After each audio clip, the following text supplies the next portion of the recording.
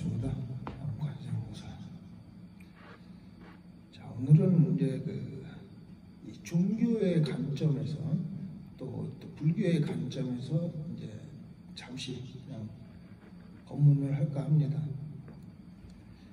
우리가 부처님, 석가모니 부처님으로부터 이제 3000년이라고 보면 이제 불기 2566년이고 뭐 67년 이제 뭐 이렇게 막 돌아오지만은 이 거진 3000년을 이제 바라보는 관점에서 이제 종교를 바라본다면, 불교를 바라본다면 이제 부처님 당시에 또 그 설법이, 그 당시에 통용된 그 설법이 다르고, 또 부처님이 열반에 드시고 1000년이 흐른 뒤에 또 설법이 달라.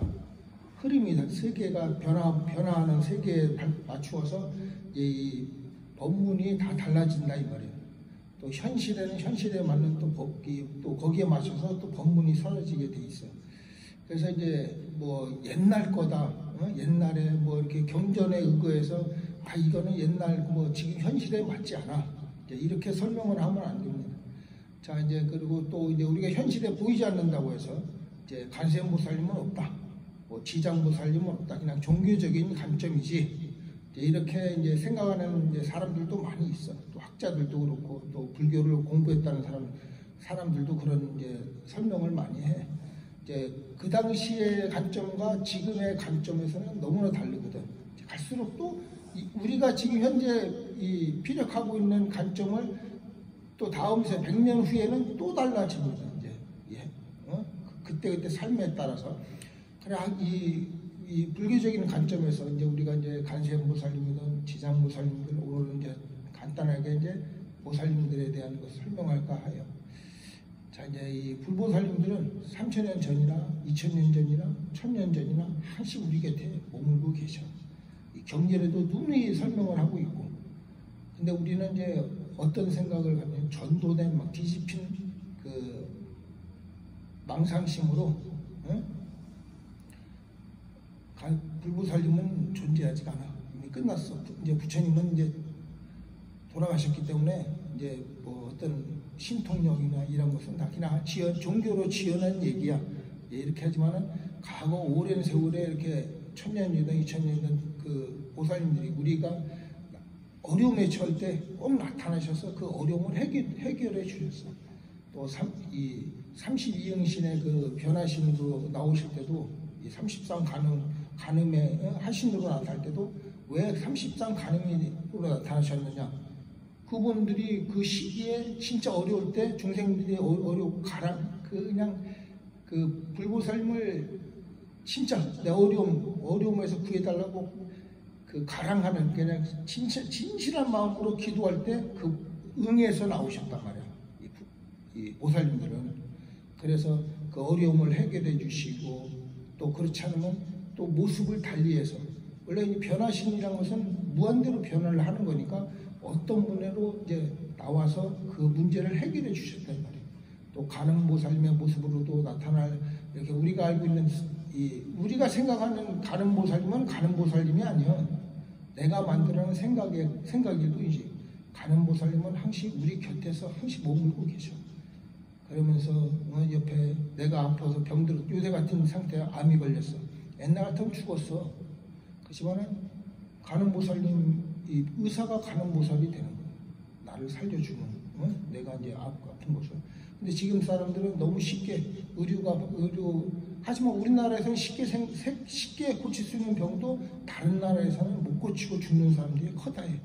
미국 같은 데도 작은 상처가 골마서 그 치료비가 비싸서 치료를 못 해가지고 생명을 잃는 사람들도 많아.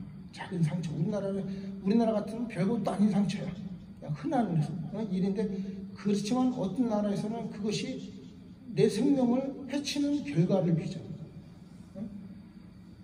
그런 상태란 말이야. 그러니까 이 지혜로운 사람은 그분들이 가는보살이라는 걸 확실하게 알지만은, 지혜롭지 못하고 전도된 망상심을 가지고 있는 사람들은 바로 그 지혜롭게 바라보지 못하고 그냥 의사다. 이분은 내 가는보살이 아니야. 그러니까 우리는 이 항시 생각으로 가는보살님을 그려놓고 있어. 그려놓고 진짜 간제 우리가 어떤 법문이나 어떤 모임에서 가는보살님이 쫙 내려와도 우리는 그 가는보살님을 바라보는 천명이 바라보는 그 관점이 다 달라. 내가 만들어 놓은 가는보살을 만들어 놓고 내가 전도된 망상으로 그려놨기 때문에. 하지만 사진기는 찍으면은 그 모습 그대로 나온다고. 이 사진기라는 것은 무엇을 상징하냐면 지혜로운 자, 지혜를 얘기하는 거예요. 지혜. 사진기. 그래서 지혜로운 자는 바로 이분이 가늠이었구나. 이분이 가늠이구나. 그렇게 바로 알아차린다 이 말이에요. 우리는 뒤집힌 생 전도단 망상으로 내 이익만 추구하다 보니까 제대로 옆에 가늠이 있던 어떤 불보살님을 제대로 알지 못한다. 그래서 당시 이 절에 와서 법문을 듣고 하는 이유는 그것을 직시하고 바로 바라볼 수 있는 지혜를 해안을 얻어야 얻기 위해서 오는 이제 법문을 듣고 공부를 하는 거야. 수행을 하고. 그렇지 않고 그냥 모든 걸 하면 이 세상 모든 것이 그냥 이기주의적으로 내가 요새 같은 상태가 그걸 나타내잖아.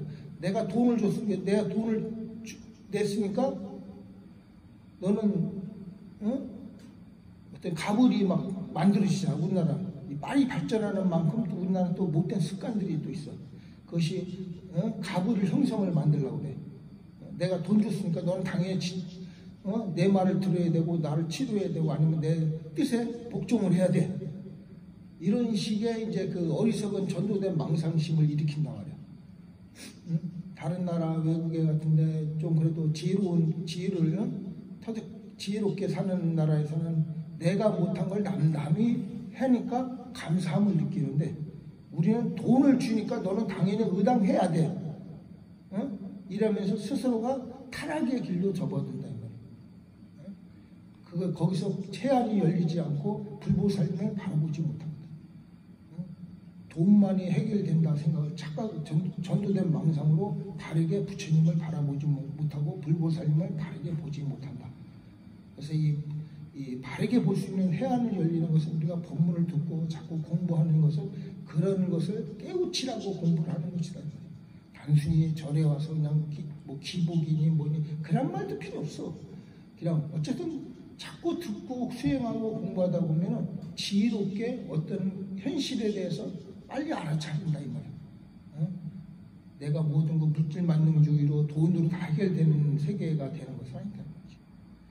오늘은 이제 우리는 불보살님은 항시 옆에 계시는데 우리의 전도된 망상심으로 인해서 바르게 보지 못한 해안이 바르게 열리지 못하고 무지스러움만 가득 찬 세계를 이제 지혜로운 눈으로 세상을 바라보는 것이 가장 세상을 바르게 살고 현명하게 사는 세상이라 이렇게 보아집니다.